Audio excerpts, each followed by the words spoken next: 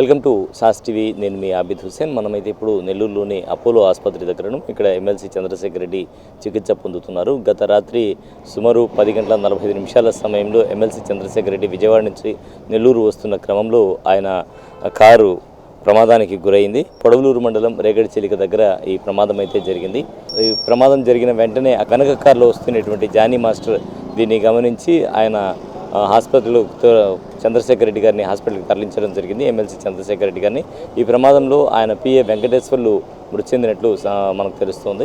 ప్రమాద స్థలంలోనే ఆయన వెంకటేశ్వర్లు మృతి చెందారు. అలాగే ఈ ప్రమాదంలో గన్మ్యాన్ కూడా గాయాలయ్యాయి. ఎమ్మెల్సీ చంద్రశేఖర్ రెడ్డి విషయానికి వస్తే ఎమ్మెల్సీ చంద్రశేఖర్ రెడ్డి గారికి తలకు గాయం జరిగిందని చెప్పి మనకు తెలుస్తోంది. తలకు అయితే ప్రస్తుతం అయితే కోలుకున్నారని చెప్పేసి మనకు సమాచారం ఉంది. ఇప్పుడైతే మాట్లాడుతున్నారట అందరితో కూడా. కొంచెం వెనుముకలో కొద్దిగా నొప్పిగా ఉంది, మిగతా అంతా బాగానే ఉందని చెప్పి చెప్తున్నారు. ప్రధానంగా స్కల్కి ఏదైతే ఉందో స్కల్కి కొంచెం దెబ్బ తగిలింది అని చెప్పి మనకు ఉన్న సమాచారం. సో ఎవ్రీ 6 hours ఒక 5 మంది నిపుణుల బృందం ఏదైతే ఉందో ఆయన ఇన్వెస్టిగేట్ చేస్తూ ఉన్నారు.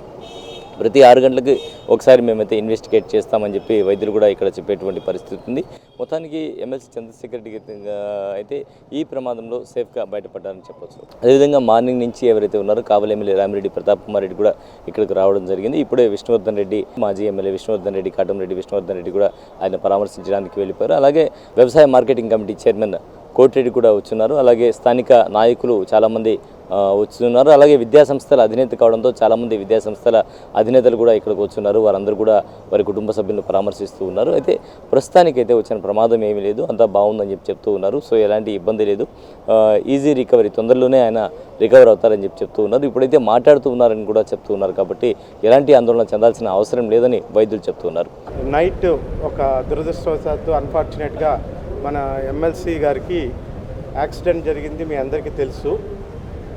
మా దగ్గరికి వచ్చిన తర్వాత primary survey, general surgeon, orthopaedician, neuro surgeon మొత్తం అంతా ఎవాల్యుయేట్ చేసినాక మేజర్ ఇంజురీస్ అంటే ప్రైమరీ సర్వేస్లో మేజర్ ఇంజురీస్ ఏమి లేవు అని తెలిసి, కాకపోతే స్కాల్ప్ చాలా బ్యాడ్, అంటే తల చర్మము చాలా కట్ అయిపోయి బ్లీడింగ్, రక్త ప్రసారం జరుగుతూ ఉంది.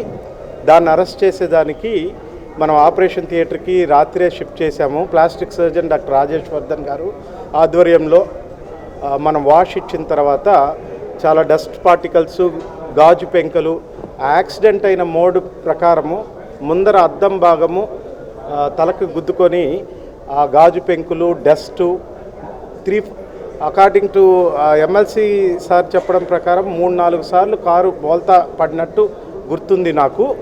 దానివల్ల ఆ డస్ట్ పార్టికల్స్ అన్నీ చేరినాయి. వాష్ ఇచ్చి అన్ని సూచర్స్ అన్నీ జాగ్రత్తగా వేసాము. లక్కీగా ఏంటంటే చెస్ట్ ఇంజరీ కానీ, బ్రెయిన్ ఇంజరీ కానీ, అబ్డామిన్ ఇంజరీస్ ఏం లేవు. 6 గంటలు అయిపోయింది కాబట్టి ఇప్పుడు ఇంకొక సర్వే చేశాము. ఆర్థోపెడిషియన్, నేను, రమణమూర్తి గారు, 6 మంది డాక్టర్ల టీంతో మళ్ళా ఒక సర్వే చేస్తే ఎమ్మెల్సీ గారు మనకి రెగ్యులర్గా కంప్లైంట్ చేసేది లో బ్యాక్ ఏక్ కంప్లైంట్ చేస్తున్నారు. సిటీలో వరకు నార్మల్గానే ఉంది.